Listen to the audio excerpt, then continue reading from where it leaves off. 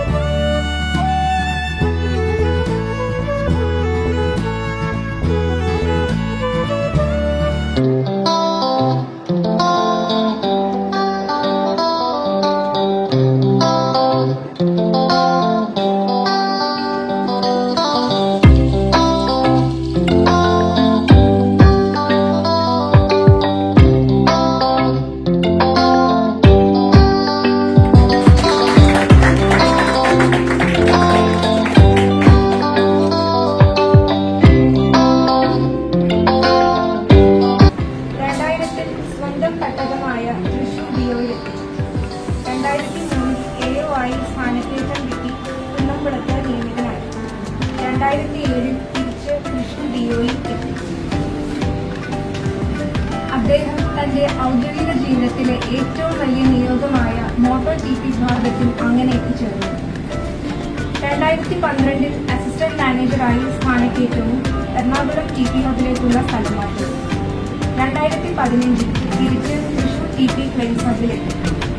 2018 deputy മാനേജറായി Thrissur TP claims hub ഇൻചാർജായി സ്ഥാനം ഏറ്റെടുത്തു.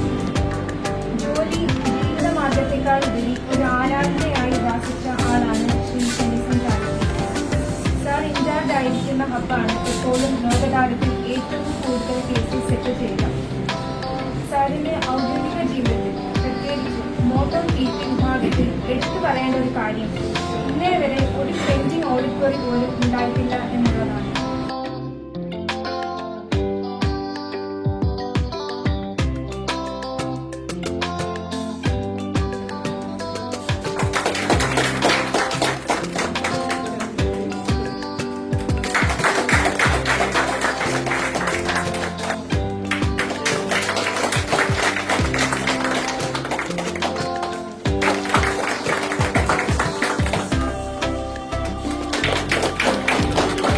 വ്യക്തി 3 തരത്തിലെ പ്രചോദിതരാകാം. ഒന്ന് സ്വയം പ്രചോദിതരാകാം, അല്ലെങ്കിൽ ചുറ്റുപാടുകൾ വീക്ഷിച്ചുകൊണ്ട് പ്രചോദിതരാകാം. മൂന്നാമതായി അദ്ദേഹം നമ്മുടെ വ്യക്തികൾ കടന്നുപോയ ജീവിത പന്താവിൽ കൂടെ അദ്ദേഹം നേടിയെടുത്ത അനുഭവങ്ങളിൽ കൂടെ പ്രചോദിതരാകാം. ടെന്നിസൺ സാറിനെ കുറിച്ച് പറയുകയാണെങ്കിൽ ഈ 3-ാം തരത്തിൽ നിൽക്കുന്ന ഒരു വ്യക്തിയാണെന്ന് എനിക്കറിയാം. കാരണം അദ്ദേഹം കടന്നു വന്ന ആ ജീവിത പന്താവിൽ കൂടെ അനുഭവങ്ങളിൽ കൂടെ പ്രചോദനായി വളരെ ഉന്നതമായ രീതിയിൽ കേസുകളൊക്കെ കൈകാര്യം ചെയ്തു ഉന്നതമായ രീതിയിൽ എത്തിയ ഒരു വ്യക്തി തന്നെയാണ് ടെന്നിസൺ സാർ. പക്ഷെ ആ അടുപ്പം പിന്നെ ഇന്ന് വരെ ആ സൗഹൃദം എനിക്ക് കൊല്ലാൻ പറ്റിയിട്ടുണ്ട്.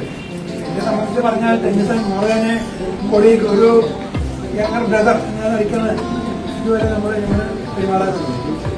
നമ്മൾ സാധാരണ പറയും വർക്ക് ഈസ് വർഷിപ്പ് എന്ന് പറയും. സാധാരണ നല്ലൊരു ചെയ്യുന്നതാണ് ഇംഗ്ലീഷിൽ. അപ്പൊ ടെന്നിസ് എന്ന് പറഞ്ഞാൽ ആ വ്യക്തിത്വം അതിനൊരു ബെസ്റ്റ് എക്സാമ്പിളാണ്.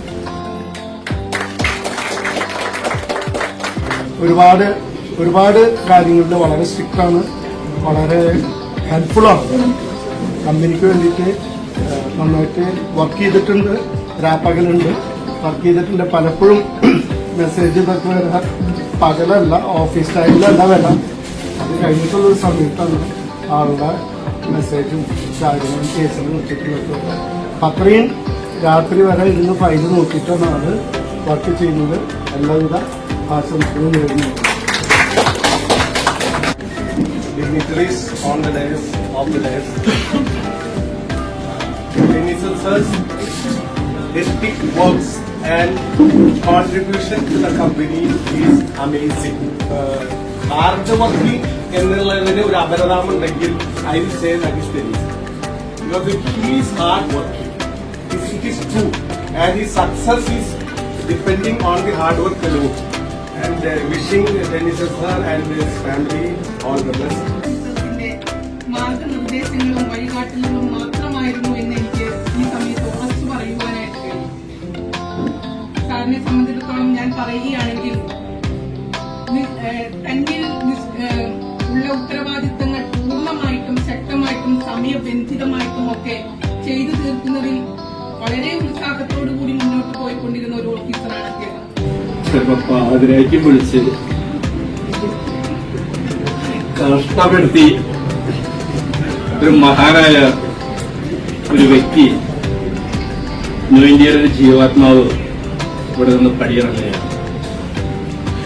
ഒരു കാര്യം ഉറപ്പാണ്, ഇങ്ങനെയുള്ള പ്രതിഭാസങ്ങൾ വളരെ കുറവേ ഉണ്ടാവുകയുള്ളൂ. സാറിന് എങ്ങനെയാണ് ഒരു ഫയൽ നോക്കാതെ അല്ലെങ്കിൽ ഒരു അവാർഡ് വായിക്കാതെ രാത്രി ഉറങ്ങാൻ പറ്റുമോ എന്നുള്ളത് ഭയങ്കര സംശയമായ കാര്യമാണ്. ഞങ്ങളിവിടെ ഒരുമിച്ച് ഓഫീസിൽ വർക്ക് ചെയ്യുമ്പോൾ എല്ലാ ദിവസവും പോകുമ്പോൾ ന്യൂസ് പേപ്പർ അതിൽ കുറെ ഫയലുകളുമായിട്ടാണ് സാർ പോകുന്നത്. വെള്ളിയാഴ്ച പോകുന്ന ഫയല് അത് അന്ന് ചെയ്തു തരുന്നാൽ ശനിയാഴ്ച വൈകുന്നേരം ഓഫീസ് വന്ന് തുറന്ന് ഫയൽ എടുത്തിട്ട് കൊണ്ടുപോകുമായിരുന്നു. അത് നാളെയും ഒരു വാക്ക് സാറിന്റെ നിബന്ധനയില്ല, എല്ലാം അതാത് ദിവസം തന്നെ തീർത്ത് അത് എങ്ങനെയും അത് ചെയ്യും. അത് അത്രയും ഒരു നിർബന്ധമുക്തിയാണ്. ടെന്നിസൺ സാറിനെ ഞാൻ ആദ്യം പരിചയപ്പെടുന്നത് എന്ന് പറഞ്ഞു കഴിഞ്ഞാൽ ഞങ്ങൾ തമ്മിൽ നേരിട്ട് കാണുന്നേക്കാൾ മുമ്പ് കത്തുകളിലൂടെയാണ്. കത്തുകൾ എന്ന് പറഞ്ഞാൽ മനസ്സിലാക്കുന്ന കത്തൊന്നുമല്ല, റിമൈൻഡർ 1, റിമൈൻഡർ 2 എന്നൊക്കെ പറഞ്ഞ പോളിസി കോപ്പി 64.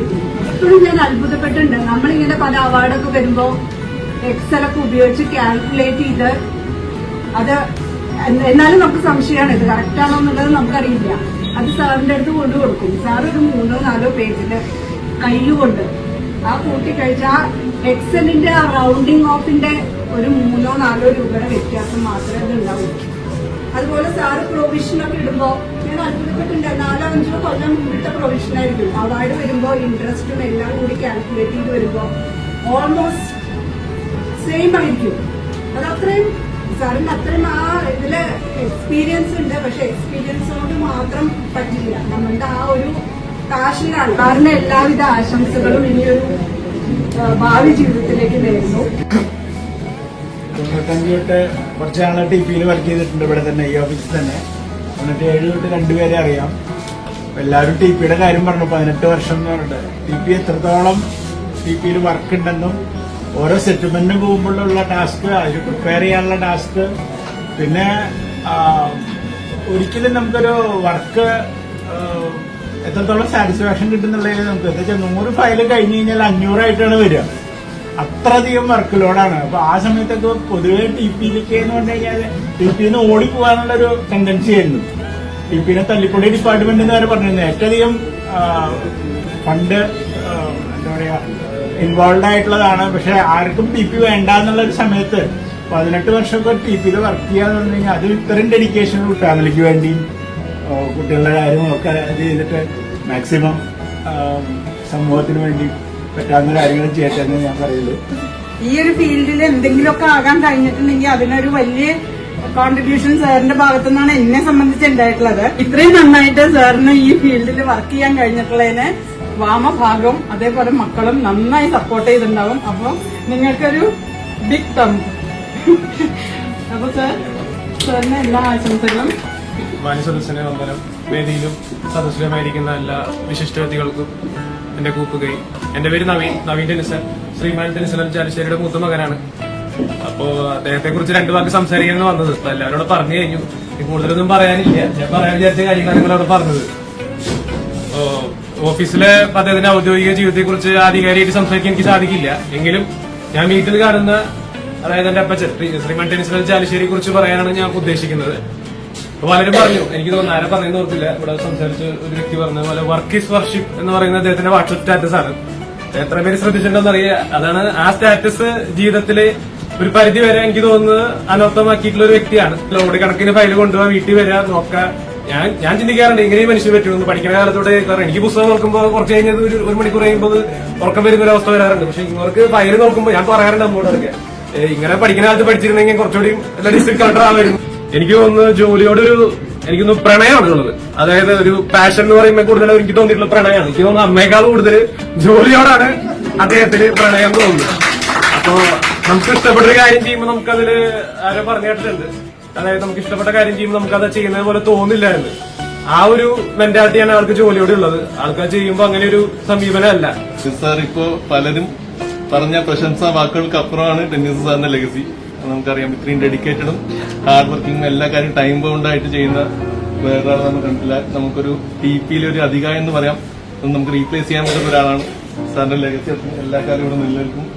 പിന്നെ എല്ലാവരും പറഞ്ഞു സാർ ഇനിയും ഇവിടത്തേക്ക് വരണം, ഫൈനലായിട്ട് വീണ്ടും ഉണ്ടാവണം. പക്ഷെ എനിക്ക് സാറിനോട് പറയാനുള്ളത്, ആ ബിഗ് ഷോപ്പിൽ ഇനി വേറെ എല്ലാ കാര്യങ്ങളും ഉപയോഗിക്കുന്നതാണ്.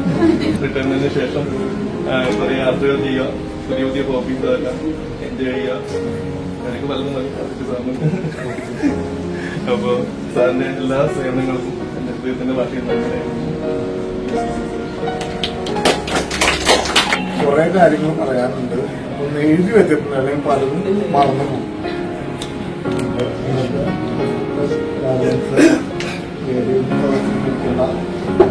വ്യക്തികളെ ഇത്തരമോ മറ്റോ വ്യക്തികളെ എന്റെ സഹപ്രവർത്തകർ, investigators, advocates, agents, retired officers എല്ലാവർക്കും എന്റെ വിജയമായ നമസ്കാരം. ഇങ്ങനെ ഒരു സന്തോഷകരമായ നിമിഷം എനിക്ക് ദൈവം നൽകിയതിലേക്ക് ഞാൻ പ്രത്യേകം നന്ദി പറയുന്നു. അതിന് വഴിയൊരുക്കി തന്ന എന്റെ മൂത്ത സിസ്റ്ററും ബ്രദറിന്റെ കൂടെ വന്നിട്ടുണ്ട്. അവരില്ലെങ്കിൽ ഈ ലെവലിലൊന്നും എത്തുമ്പോൾ എനിക്ക് തോന്നുന്നുണ്ടായിരുന്നില്ല. അപ്പോൾ പബ്ലിക്കായിട്ടൊരു താങ്ക്സ് എനിക്ക് പറഞ്ഞില്ലെങ്കിൽ അത് തെറ്റായിരിക്കും എന്റെ കാര്യം. അപ്പോൾ ഓക്കെ. പിന്നെ കഴിഞ്ഞ 2-3 വർഷമായി ഞാൻ പല എന്താ പറയാ റിട്ടയർമെന്റ് ഫംഗ്ഷൻ അറ്റൻഡ് ചെയ്യുന്നുണ്ട്. അപ്പോഴൊക്കെ എന്റെ മനസ്സിൽ ഒന്നുണ്ടായിരുന്നുള്ളൂ, 2 കൊല്ലം കഴിഞ്ഞാൽ അല്ലെങ്കിൽ ദിവസം ഇത്രയും പറ്റുമല്ലോ. അപ്പൊ എത്തുന്ന എന്റെ ദിവസം വന്നു ചേരുമെന്നായിരുന്നു എന്റെ ആഗ്രഹം. ഇപ്പോ ആ ദിവസം എത്തിയപ്പോ എനിക്ക് കരയണോ അതോ സന്തോഷിക്കണോ തുള്ളി ചാടണോ ഒന്നും പറയാൻ പറ്റുന്നില്ല. ആ ഒരവസ്ഥയിലാണ് ഇപ്പൊ നിൽപ്പ്. കാരണം 38 കൊല്ലത്തെ സർവീസിന് തിരശ്ശീല വീഴുകയാണ്. ഇനി നെക്സ്റ്റ് മൺഡേ മുതൽ എവിടെ വരും, ആരോടൊത്ത് തമാശ പറയാനും ആരെ വർക്ക് സഹായിക്കാനും ഒരു അവസരം കിട്ടില്ലല്ലോ എന്ന് ആലോചിച്ചിട്ടാണ്. വേറെ വിഷമങ്ങളൊന്നുമില്ല. മോണിറ്ററി ആയാലും പൈസ ആണെങ്കിലും എല്ലാം അത്യാവശ്യം കമ്പനി തരുന്നുണ്ട്. എനിക്ക് യാതൊരു വിഷമവുമില്ല. എങ്കിലും സമയം മോൻ പറഞ്ഞ പോലെ എങ്ങനെ ചെലവഴിക്കുന്നു എന്ന് ആലോചിച്ചിട്ടൊരു വിഷമമുണ്ട് ഉള്ളില്. അതുകൊണ്ട് തീരുന്നു വിചാരിക്കുന്നു. കുറച്ച് അഡ്ജസ്റ്റഡ് ആവുമെന്ന് പലരും പറഞ്ഞിട്ടുണ്ട് റിട്ടയറീസ്. പിന്നെ എന്റെ സേവന ആരംഭം തുടങ്ങിയത് 1987-ലാണ്. എന്റെ പ്രൊഫൈൽ വായിച്ചത് പറഞ്ഞ പോലെ സത്യം പറയുകയാണെങ്കിൽ ഞാൻ SSLC കഴിഞ്ഞ് ഇവർ കൊണ്ടുപോയി പഠിച്ച് പ്രീ ഡിഗ്രി കഴിഞ്ഞു. ഡിഗ്രിക്കൊപ്പം ഷോർട്ട് ഹാൻഡ് ടൈപ്പിംഗ് പഠിച്ച ഉടനെ തന്നെ എനിക്കത് എന്താണ് ജോയിൻ ചെയ്യാമെന്നും അറിയില്ല. യൂണിവേഴ്സിറ്റിയിൽ അവിടെ എംപ്ലോയ്മെന്റ് ന്യൂസ് കിട്ടും. അവിടെ പോയി ന്യൂ സ്റ്റെനോഗ്രാഫർ വേക്കൻസി ഉണ്ടെന്ന് പറഞ്ഞ് അപ്ലിക്കേഷൻ കൊടുത്തു. റിട്ടേൺ ടെസ്റ്റ് പാസ്സായി, സ്പീഡ് ടെസ്റ്റ് പാസ്സായി. അങ്ങനെ 8 പേര് ജയിച്ചതിൽ ഇന്റർവ്യൂവില് ഞാനും സക്സസ് ആയി. പിന്നെ അവിടെ ഒരു പറഞ്ഞ പോലെ മിർസാപൂർ ഡിവിഷണൽ ഓഫീസില് ഒരു പെങ്ങളുടെ വീട്ടിൽ നിന്ന് ഒരു 80 കിലോമീറ്റർ ഉണ്ടെന്നാണ് എനിക്ക് തോന്നണേ. ഞാൻ അവിടെ റൂം എടുത്താളിനൊക്കെ ഭയങ്കര സഹായിച്ചിട്ടുണ്ട്. റൂം എടുത്ത് ഒറ്റയ്ക്ക് താമസമായിരുന്നു. ഫ്രൈഡേകളിൽ വീട്ടിലേക്ക് വരും. അവിടുത്തെ ഏറ്റവും ആദ്യത്തെ DM ഒരു ഗുരുശരൺ സിംഗ് പാട്ടിയ എന്ന് പറഞ്ഞ സർദാരിയായിരുന്നു. അവിടെ ഒരു 3 വർഷത്തോളം സ്റ്റെനോഗ്രാഫറായിട്ട് ജോലി ചെയ്തിട്ടുണ്ട്. സത്യം പറഞ്ഞ ലാംഗ്വേജ് പ്രശ്നമുണ്ടായിരുന്നു, അതൊക്കെ പരിഹരിച്ച് അവിടെ നിന്ന് കിട്ടിയ സ്നേഹവും അതുപോലെ എന്താ പറയുക സഹകരണവും എനിക്ക് വാക്കുകൾ കൊണ്ട് നിർത്താൻ പറ്റുന്നത് തോന്നുന്നില്ല. അത്രയധികം എല്ലാവരെയും ഹെൽപ്പ് ചെയ്തിട്ടുണ്ട്.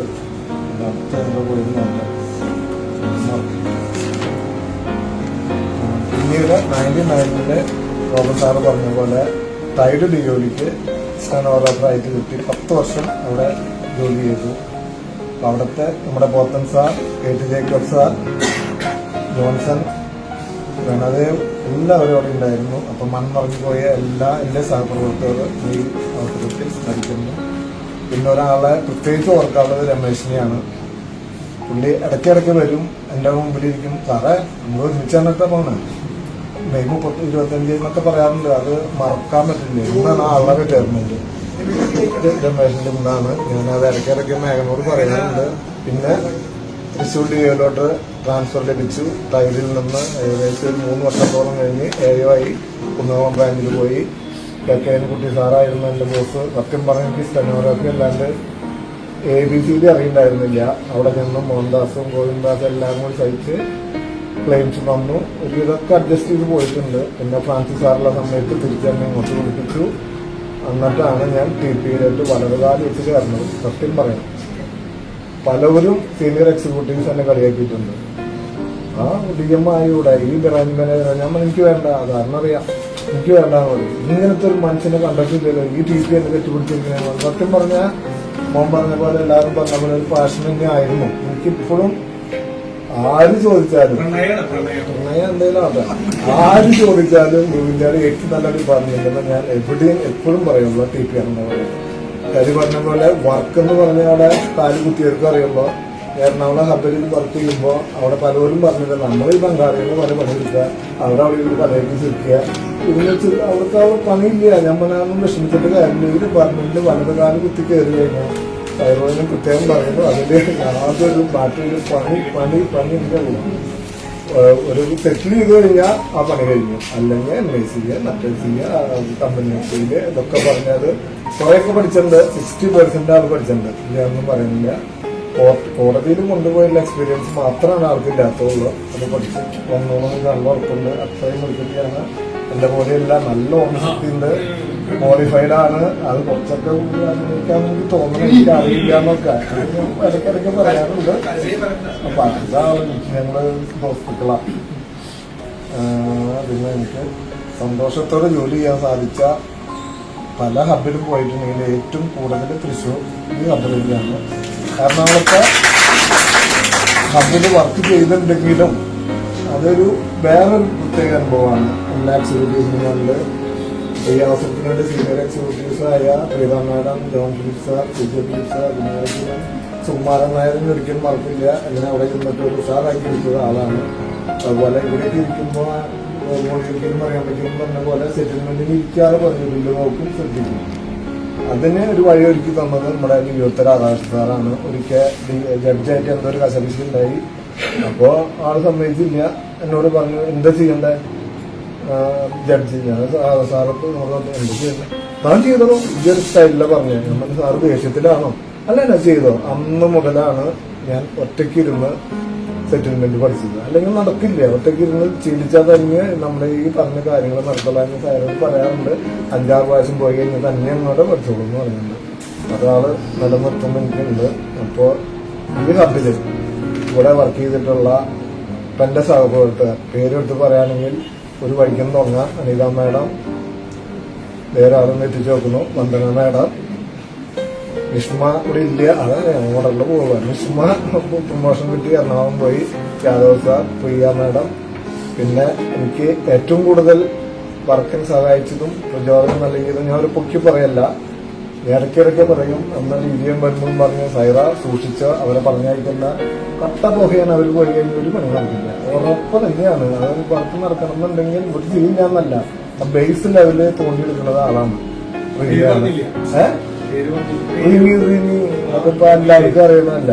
ഇൻവെസ്റ്റിഗേറ്റർ എല്ലാവരും പറഞ്ഞ് ഫീസും സമയം കിട്ടുന്നുണ്ടെന്ന്. അതിന് 2 വ്യക്തികളുണ്ട്. ആശ സൗമ്യ സ്വാമി പോയി തോന്നുന്നു. അവരാണ് അത് ഡീൽ ചെയ്യുന്നത്. ഞാനൊന്ന് മുന്തി കൊടുക്കണം എന്നുള്ള ചിലപ്പോ ഈ സാറിന് ഇപ്പൊ ഈ വെച്ച വാഴ ഇപ്പൊ കൊലക്കണം, അങ്ങനെയാണ് ഒരാൾ എന്നോട് പറയാറ്.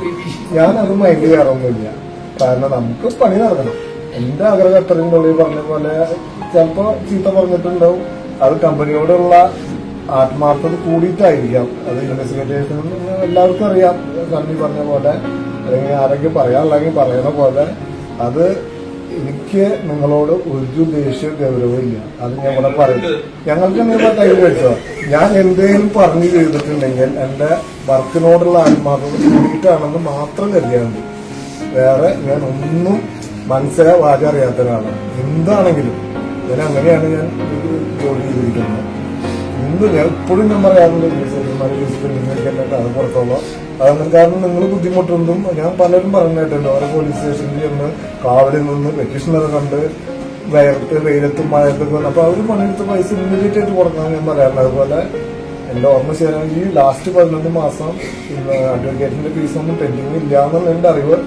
ഇന്ന് അവാർഡ് തന്ന നാളെ അല്ലെങ്കിൽ മറ്റന്ന പേയ്മെന്റിനും അതിനും മേജർ പങ്ക് എന്റെ കൂടെ വർക്ക് ചെയ്ത ഓഫീസേഴ്സും പിന്നെ എന്താ പറയാ ഡെയിലി വേജസ് ആണ്. പിന്നെ നമ്മുടെ സജി സാറിന്റെ ഓഫീസിൽ നിന്ന് കിട്ടിയ സാധാരണ ഞാൻ വിട്ടുപോകാതെ കാരണം പറയുന്നത് എനിക്കത് പ്രത്യേകം നന്ദി. എല്ലാ കാര്യത്തിനും എന്റെ കൂടെ ഉണ്ടായിരുന്നു. പിന്നെ അത് കഴിഞ്ഞ് മറന്നു. പിന്നെ എന്റെ വാക്കുകൾ കൊണ്ടോ പ്രവർത്തികൾ കൊണ്ടോ വക്കീൽമാർക്കോ ഇൻവെസ്റ്റിഗേറ്റേഴ്സിനോ പോലീസിനോ ആർക്കെങ്കിലും എന്തെങ്കിലും ഉണ്ടെങ്കിൽ ഞാൻ നേരത്തെ പറഞ്ഞ പോലെ എന്റെ പേഴ്സണൽ ആവശ്യത്തിന് ഞാൻ ഇന്നേ വരെ അഡ്വക്കേറ്റ്സിനോ ഇൻവെസ്റ്റിഗേറ്ററിനോ വിളിച്ചിട്ടില്ല, വിളിക്കാറുമില്ല. എന്തുണ്ടെങ്കിലും കമ്പനിയുടെ ആവശ്യം ആരാ പറഞ്ഞ പോലെ ഓഡിറ്റ് സ്കോർ ഇല്ലാതിരിക്കുക, ആർക്കെങ്കിലും ഒരു ക്ലാരിഫിക്കേഷൻ ഇന്നേ വരെ ചോദിച്ചതായിട്ട് എനിക്ക് പറഞ്ഞില്ല. ഞാൻ ഇവിടെ ആയിരിക്കുമ്പോഴും എറണാകുളം ഹബിലായിരിക്കുമ്പോഴും അത് ബിഗിനിങ് ലെവലിൽ അത് മാറ്റും. ആരെങ്കിലും എന്താ പറയാ അവാർഡിന്റെ കൂടെ ലീഗൽ ഒപ്പീനിയൻ തരും.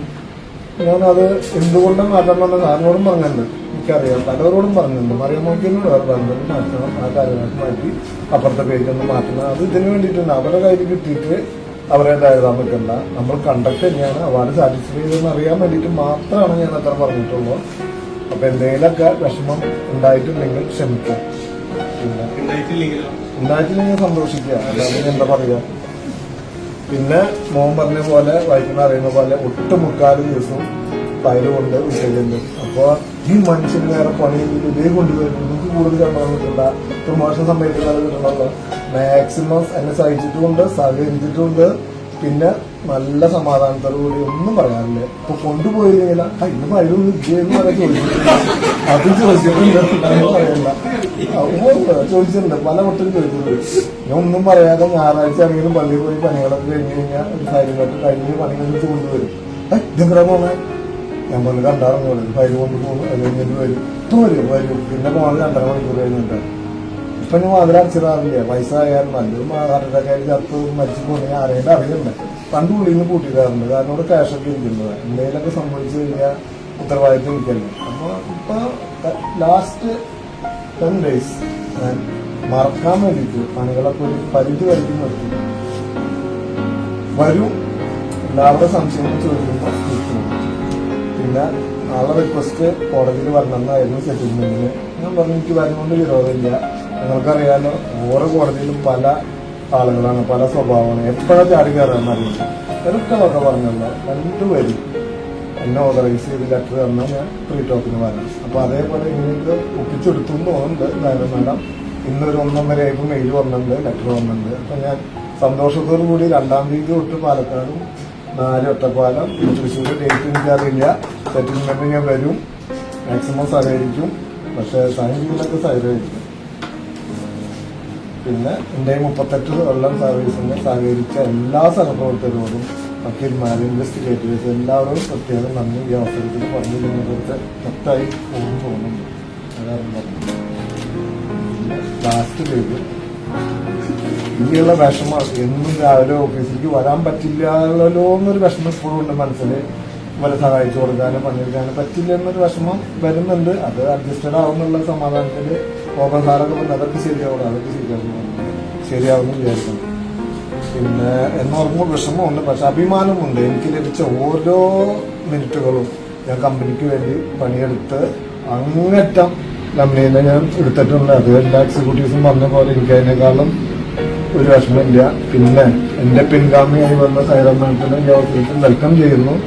എങ്കിലും എല്ലാ ഓഫീസർമാരും എന്നെക്കാളും വിദ്യാഭ്യാസ യോഗ്യതയുള്ളവരും എന്താ പറയുക ഓർമ്മശക്തിയുള്ളവരെല്ലാം അതായത് ഇതിനേക്കാളും ഭംഗിയായിട്ട് TP ക്യാമ്പ് കൊണ്ടുപോകാൻ പറ്റുന്ന എനിക്ക് നല്ല വിശ്വാസമുണ്ട്. പിന്നെ സൈറോട് ഇടയ്ക്കിടയ്ക്ക് പറയും കാര്യത്തിനൊന്ന് ഭംഗിയാക്കിയുള്ളൂ, ആര് ഫയൽ കൊണ്ടുപോയി വെച്ചാലും ഒന്ന് ഒതുക്കി വെച്ചാൽ ഇനി വരുമ്പോൾ കുളം പോലെ ആക്കി ഇടണ്ടായിരുന്നു പറയാറുണ്ട്. അത് പറ്റില്ല സാറേ, ഞാൻ മാക്സിമം നോക്കുന്നൊക്കെ പറയാറുണ്ട്. എന്നാലും ഒന്ന് നോക്കുക, അതെനിക്കൊരു ലാസ്റ്റ് അഡ്വൈസ് തരാനുള്ളൂ. പിന്നെന്താ പറയുക, ഇങ്ങനെ ഒരു നല്ല യാത്രയിപ്പ് വരാൻ സഹായിച്ച് സാധാരണത്തിന് ഡിഒ ടീമിനും എല്ലാവർക്കും ഡെയിലി വൈസ് എല്ലാവർക്കും ആരും വിട്ടുപോയിട്ടുണ്ടെങ്കിൽ അത് ക്ഷമിക്കുക. പിന്നെ ഞാൻ എൻ്റെ ഫോട്ടോഗ്രാഫർ സമയത്തിന് വന്നു എല്ലാ കാര്യങ്ങളും ചെയ്തിട്ടുണ്ട്. എല്ലാറ്റിനും സന്തോഷം. വക്കീൽമാരെ പേരൊന്നും എടുത്ത് പറഞ്ഞിട്ടില്ല, എങ്കിലും എല്ലാവരോടും പറയണം. ഇനിയുള്ളത് ഇന്ത്യയുടെ പേര് ഞാൻ പറയാറുണ്ട്. ഏത് കോടതിയിൽ പോയാലും ഞാൻ കേട്ടിട്ടുണ്ട് എന്റെ മുമ്പിൽ വെച്ച് ഇന്ത്യയാണ് വേണമെങ്കിൽ സെറ്റിൽ ചെയ്തോ 2 ആഴ്ചക്കുള്ളിൽ പൈസ കിട്ടും അതൊക്കെ പറഞ്ഞിട്ടുണ്ട്. ആ ഒരു പേര് ഉയർത്തി ഇന്ത്യയുടെ യശസ് ആകാശത്തോളം മുട്ടിട്ട് അതിനുള്ള എല്ലാ അവസരങ്ങളും എടുക്കട്ടെ എന്ന് സർവശക്തനോട് പ്രാർത്ഥിച്ചുകൊണ്ട് എല്ലാവർക്കും ഒരിക്കൽ കൂടി നന്ദി.